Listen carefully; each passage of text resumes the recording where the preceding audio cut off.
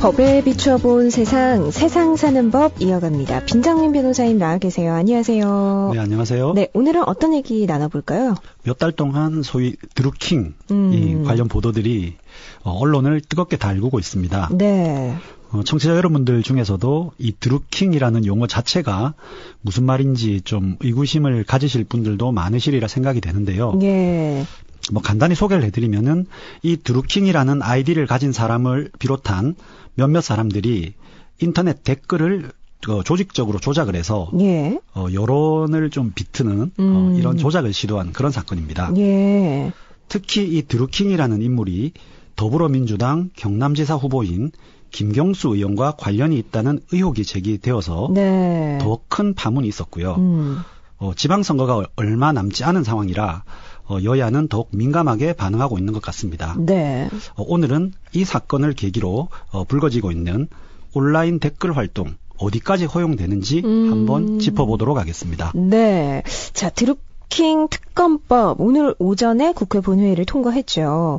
계속해서 이 드루킹 김모 씨의 범죄 사실이 하나씩 좀 추가되고 있는 그런 양상인데 일단 죄목은 어떤가요? 현재 알려진 바에 따르면은 검찰에서 이들에게 적용하고 있는 혐의는 포털 사이트 네이버에 대한 업무방해죄입니다. 네이버에 게재된 각종 기사에 대한 댓글을 조작해서 포털 사이트 네이버의 업무를 방해했다는 그런 혐의인데요. 예. 단순하게 자신의 의견을 게재하는 것을 넘어서서 예. 매크로 프로그램이라고 하죠. 네. 이 특정 프로그램을 이용해서 기계적이고 반복적인 댓글을 달고 타인의 아이디를 도용하기까지 한 부분에서 범죄 혐의가 있다고 보고 있습니다. 예. 더 나아가서 아직 수사 중이기는 하지만요. 예. 이러한 행위가 특정 정치인들로부터 대가를 받고 이루어진 것이라면 추가로 정치자금법 위반이라든가 또 뇌물죄도 적용이 가능할 것으로 보고 있습니다. 다만 지난 대선 때 활동한 부분에 대해서는요. 네. 이게 공직선거법 적용 대상이긴 한데 예. 이미 시효가 지나서 사실이라 하더라도 처벌은 어려운 상황이고요. 그래서 지난 대선 이후의 행적에 대해서만 기소 여부를 검찰이 검토 중인 것으로 알려져 있습니다. 그렇군요. 자, 이게 지금까지 이제 밝혀진 상황까지입니다. 근데 이게 조금 애매한 부분이 있는 게 요즘에는 스마트폰을 통해서 손쉽게 뉴스를 접할 수 있고 저도 항상 뉴스 볼 때마다 그 밑에 달린 댓글까지 보게 되는데 그리고 이 직접 댓글을 다는 분들도 있고 또 선거 기간이다 보니까 본인이 좋아하는 후보의 지지 댓글을 달 수도 있고 하는 건데 이게 그러니까 하나의 정치 참여라고 볼 수 있는 거잖아요. 근데 이게 어느 정도까지 허용이 되는 거죠? 특정한 기사에 댓글을 통해서 자신의 정치적 의사를 표현하는 것, 예. 이를테면 특정 후보를 지지하거나 혹은 반대하거나, 네. 그리고 이런 의사를 타인에게 권유하는 듯한 태도를 보이는 경우에 예. 이것은 선거법상 선거운동에 해당합니다. 그런데 우리 현행 선거법에 따르면요. 네. 이 선거운동은 원칙적으로 누구나 할 수 있고요. 다만 공무원이라든가 네. 군인이라든가 예. 이런 특정한 직위에 있는 사람들만 예외적으로 금지 또는 제한되고 있습니다. 네. 그래서 이러한 예외 사유에만 해당하지 않으면은 네. 누구나 자유롭게 이러한 선거 운동은 가능하고요. 예. 더 나아가서 인터넷상으로 댓글을 달거나 홈페이지나 대화방에서 글이나 동영상을 게시하거나 네. 혹은 전자우편, 즉 이메일을 전송하는 방식 이런 것들과 같은 소위 온라인 선거 운동의 경우는 선거운동 기간의 제한도 받지 않습니다. 즉 선거운동 기간 이전에도 괜찮고요. 심지어는 선거일 당일에도 이러한 식의 선거운동은 허용이 됩니다. 네. 이와 같이 원칙적으로 선거운동은 허용이 됩니다만은 예. 그것이 이 단순한 이 개인적 차원을 넘어서서 집단적이고 매크로를 돌린다든지 이런 변칙적인 방법으로 여론 조작 수준에까지 이를 경우에는 예. 이것이 법적으로 문제될 소지가 있다는 것이죠. 그렇군요. 그러니까 지난 국정원 댓글 조작 사건과는 좀 많이 결이 다른 것이 정치인이나 정당을 지지하는 팬클럽도 요즘은 참 많이 활발하게 활동을 하잖아요. 그러니까 이런 단체들은 우리가 지지하는 뭐 정치인을 위해서 선풀 달자 이런 댓글 달기를 좀 독려하는 경우도 참 많은데 이런 경우는 어떤가요? 괜찮은 건가요? 네, 뭐 사실 좀 사안에 따라서 애매한 부분이 있기는 한데요. 네. 왜냐하면 댓글을 단다거나 소위 말하는 공감을 표시하거나 하는 것은 이런 온라인 활동의 경우에는 뭐 앞서 말씀드린 바와 같이 개인적 차원에서 하는 것은 뭐 크게 문제가 되지 않을 것으로 생각이 됩니다. 예. 뭐 이렇게 보면 팬클럽 등에서 그 회원들을 대상으로 선풀을 달자, 뭐 댓글을 달자 이렇게 독려하고 또 뭐 이것을 또 추진하는 것은 뭐 괜찮을 여지가 있어 보이는데요. 예.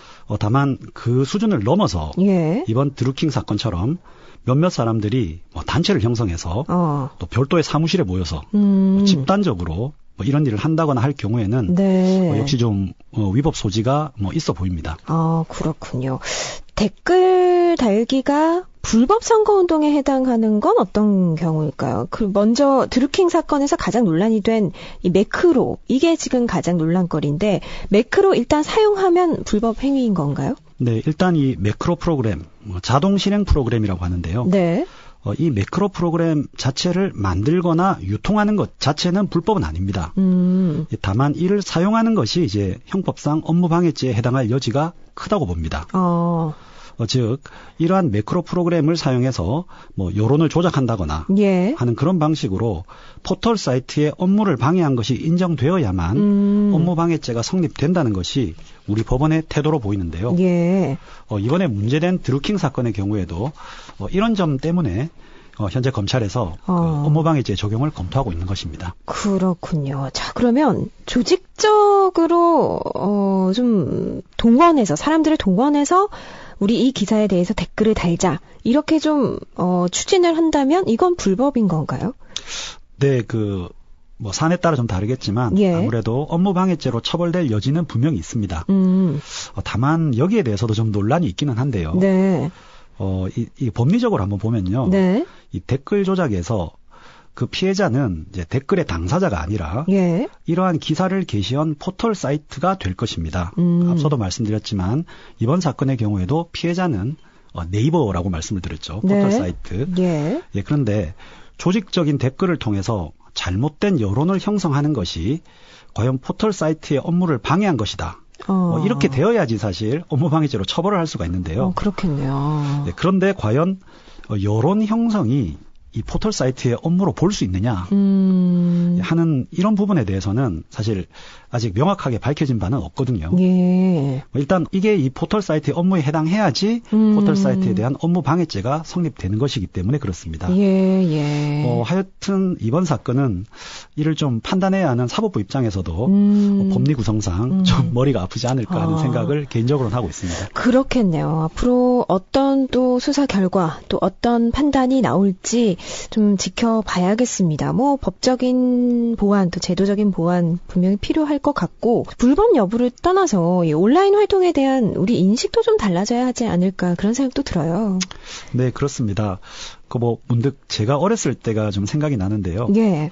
그때는 인터넷이 없었기 때문에 네. 선거 전에는 이제 특정 후보를 비난하는 뭐 삐라나 뭐 전단지 같은 게 많이 보였던 것으로 기억이 됩니다. 예. 그 내용도 특정 후보가 당선되면 우리 지역의 공장들을 다른 지역으로 이전시켜서 뭐 경제적으로 어렵게 될 것이다. 아니면 뭐 특정 후보는 사생활이 어떻다. 뭐 북한하고 커넥션이 있다든지. 예, 수십 년 전에 본 것인데 아직도 예. 기억이 생생할 정도입니다. 예. 그런데 요즘은 이제 이런 것들이 인터넷을 통해서 유포되고 있다는 생각이 드는데요. 네. 더구나 이 인터넷의 특성상 과거 전단지 등에 비해서 뭐 규제가 더욱 어려운 상황이고요. 그렇죠. 뭐 아무런 토론이나 확인 절차도 거치지 않은 채 무작정 저 후보는 이렇다더라 하는 식의 흑색 선전이 난무하고 네. 그러한 정보에 대한 검증도 없이 무작정 거기에 따라서 뭐 표가 좌지우지되는 그런 현실. 사실 그게 가장 큰 문제가 아닐까 생각이 되는데요. 네. 말씀하신 대로 이 민의를 왜곡하는 자들에 대한 법적 제도적 보완은 반드시 필요합니다. 예. 하지만 무엇보다도 우리 유권자들이 그러한 흑색 선전에 휘둘리지 않고 자신의 판단을 지켜나가는 자세가 중요하지 않을까 하는 생각이 드는데요. 네. 기본적으로 이제 유권자들이 잘못된 정보에 흔들린다. 이런 식으로 국민을 바보로 알기 때문에 뭐 이러한 여론 조작이 계속되는 것 아니겠습니까? 예. 따라서 근본적으로는 우리 시민 한 사람 한 사람들이 보다 뭐 공정한 정보를 취득해서 올바른 판단을 하는 그런 노력이 필요할 것으로 생각이 됩니다. 네, 그렇습니다. 이 선거 기간이라서 더 이 가짜 뉴스라든지 여러 가지가 좀 난무한 상황인데 우리들이 더 주인의식을 가지고 또 공부를 해야겠어요. 오늘 세상 사는 법은 여기까지 듣겠습니다. 지금까지 빈정민 변호사였습니다. 고맙습니다. 네, 감사합니다.